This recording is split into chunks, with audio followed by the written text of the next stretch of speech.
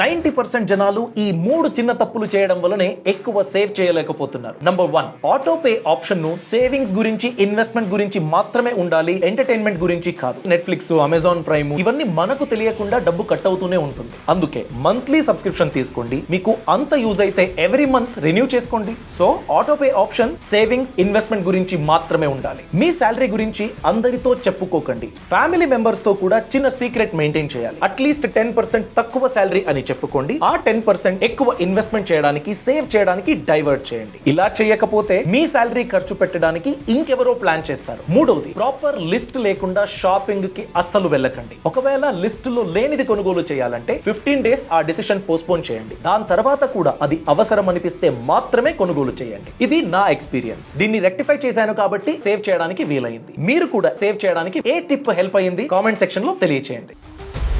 Boss Wala. Be the boss.